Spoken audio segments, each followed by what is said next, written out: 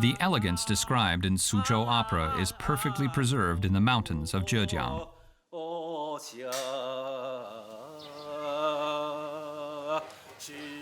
Fujian County is a mountainous region with a basin at its center located in the heart of Zhejiang province. During the Song dynasty, a scholar by the name of Xu passed through here and was charmed by the rivers and mountains. He migrated to this secluded spot with his family. They settled in Songxi village. Lian is the 33rd generation of the Xu family. 这些都是从山上面泉水流下来的，从来没有缺水过。 The spring splits at the entrance of the village. One stream flows above ground, the other below. The subterranean stream goes beneath the houses and bridges, leaving only 5 places for villagers to get water and to cool off. Sustained by the spring and sheltered by the mountains, the villagers see their home as a wonderland. In the days before liberation, years of war caused famine in Songxi village.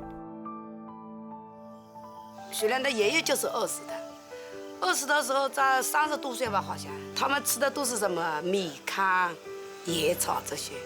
他们都三脚子腰在炒那狗那呀。我都不是，我就觉得，我真，啥个么子粮食的高配不是那些，我都偷些都做呀都。没落呀，几都要没落，我就是讲没落。 Living by the mountain, they had to find ways to survive the famine. Walking upstream, they find thick foliage enclosing the riverhead. 对呀，你参加叫观音到我们这那指甲口看来真是帮忙的就啊。啷个等了？到一根刺了。哎，对呀，给你加油酒，快们干么么吃？好，着急啊！大妈，着急啊！这急啊，这大火啊，这到。Premna is a short shrub. It is also known as Guanyin Chai. The locals make tofu from it. Its leaves can coagulate and turn into tofu because they contain a large amount of pectin. It is a gift of nature. Hidden in the wild, it took generations to uncover the secret of this ingredient. 路边都是找不到的，一个上午了，也就小半笼。 Wood ash is used to facilitate the coagulation of pectin. Lian insists on osmanthus branches. They remind her of home. 老祖宗传下来的，觉得这个桂花树有一定的香气。树枝砍回去以后烧成灰，它可以放在那个观音豆腐里面。 She dries the branches under the sun for 3 days, burns them thoroughly, then collects the ashes. The materials for Guanyin tofu are now ready. Having Guanyin tofu in summer helps beat the heat. Lian plans to turn the tofu into a dessert. She rinses and blanches the Premna leaves and rubs them over and over again.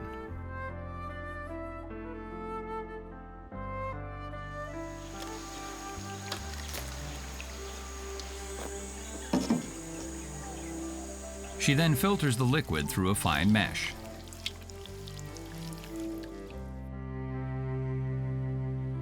She mixes the osmanthus ash with water, filters out the dregs, and adds them to the liquid. The alkaline in the wood ash causes the protein to congeal. After a while, the liquid solidifies into tofu.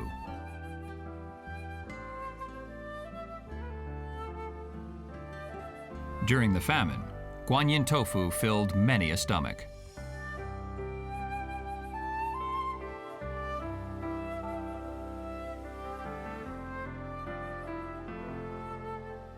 Honey brings the tofu to life, elevating it from a food to a delicacy. Previous generations remember Guanyin tofu as being bland and without flavor.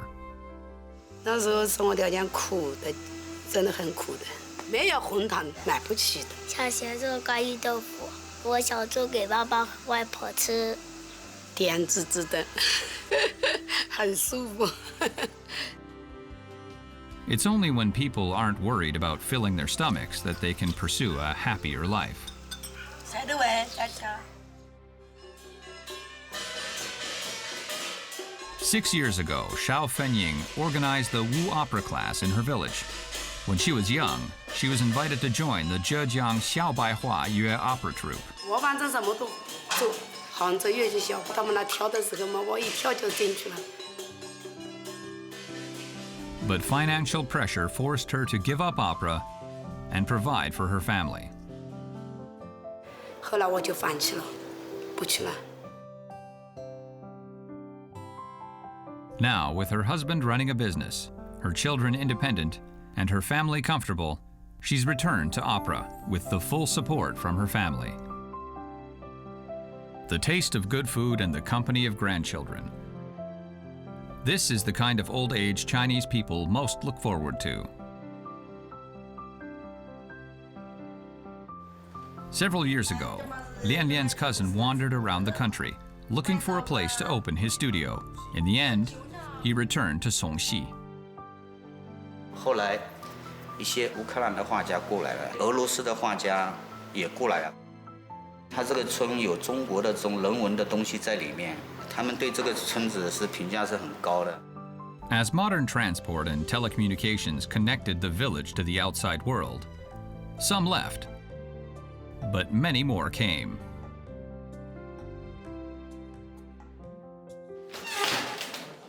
我一直都喜欢乡下的生活，我喜欢简单一点，每天都有活干，每天都有事做。Time gives everyone the choice to either leave or stay, to feel sweetness and joy wherever they are.